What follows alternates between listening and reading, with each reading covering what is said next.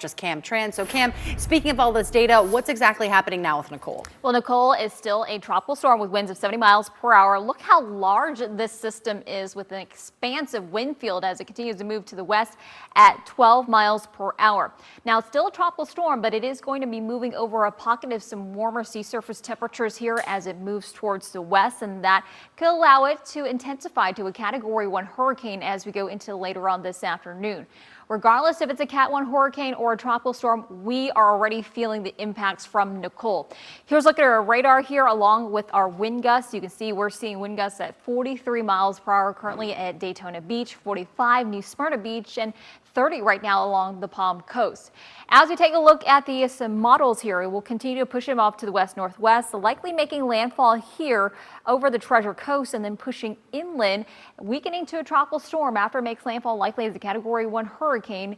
And then we are expecting it to make a turn more towards the Big Bend region as we go into a late day Thursday and then curve off to the north away from us thanks to a cold front moving in late week.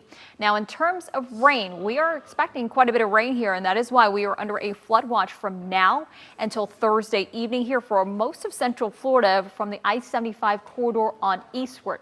Here's a look at the updated rainfall amounts that we have put together for you in terms of Nicole. The highest amounts will be mostly south and east of us. So Osceola as well as Brevard County, you'll be seeing some of the heaviest rain amounts from Nicole because you'll be closer to where this system is expected to make landfall and getting in more of those heavier bands.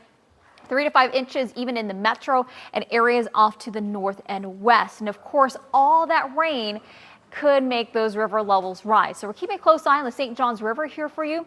Right now, St. Johns River at Cocoa at normal flood stage, but right now at minor flood stage at Sanford and at Lake Harney. Up to the north here, which is actually downstream for the river since it flows north. Minor flood stage at DeLand and moderate flood stage right now St. Johns at Astor. However, that's where those current levels are. This is where we're forecasting them to be after all the rain from Nicole. So right now the St. Johns River at Astor at moderate flood stage, but we are expecting it to climb to major flood stage by this afternoon. And as we take a look at the St. Johns River at DeLand, expected to climb to moderate flood stage by tomorrow afternoon as well, and staying at moderate flood stage for quite some time. And the St. Johns River at Lake Harney right now at minor flood stage, but expected to climb to moderate flood stage. With more on how much rain we could see and those wind impacts that we'll see in terms of Nicole is meteorologist Kellyanne Klass. Hey Cam, good afternoon everyone. So what we're really expecting is just kind of pockets of showers developing and even some breezy conditions at times. But overall conditions this afternoon still not looking bad if you want to get outside and enjoy the weather. Overall though, conditions for now, seeing a couple of showers push on through. Then as we look towards later on in the day, we're really going to see a lot of that heavy rainfall stretch into our area. Here's a look at 10 o'clock later on this evening. We already start to see a lot of those winds beginning to pick up in Brevard County. Some more of those outer bands beginning to stretch through portions of central Florida. Wind gusts of about 35 to 40 miles per hour. But notice Palm Bay, Melbourne, Titusville already starting to see during this time frame wind gusts of 50 miles per hour. Midnight tonight, we really start to see anywhere from about 40 to 50 mile per hour wind gusts across the area as more tropical downpours begin to stretch across central Florida. 50 to 60 mile per hour wind gusts, and then it's really early Thursday morning.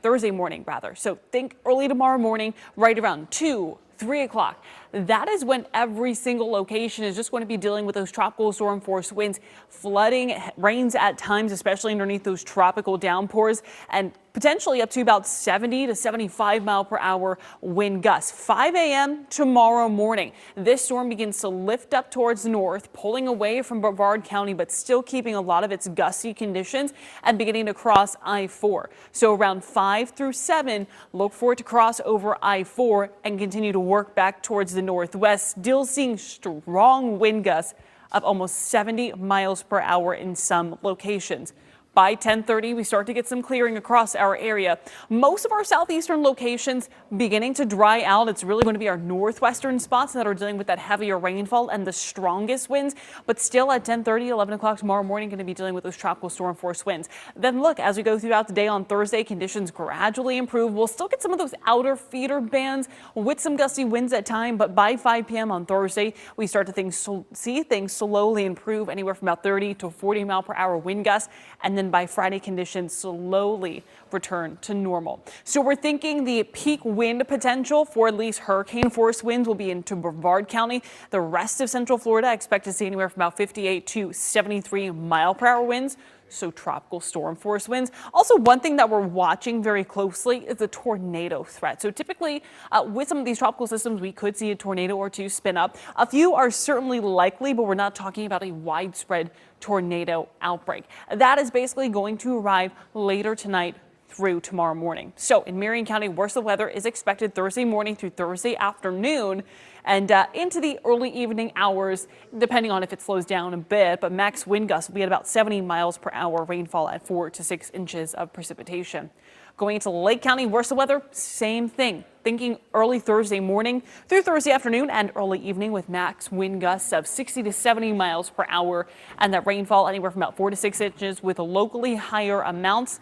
And then as we go towards Sumter County, expect the worst of the weather to be also Thursday morning through Thursday afternoon and evening wind gusts of 70 miles per hour and rainfall totals anywhere from about 3 to 5 inches of precipitation. So putting it all together today, winds and rain pick up tonight, worst of the weather arrives, and then by tomorrow, we'll be tracking Nicole. More Nicole when we see you in just a couple of minutes. All right, Kellyanne, thank you so much. And we've got our team scattered across Central Florida because we want to show you the conditions as they deteriorate from our coast all the way up to our inland communities. Much more coming up after this short break.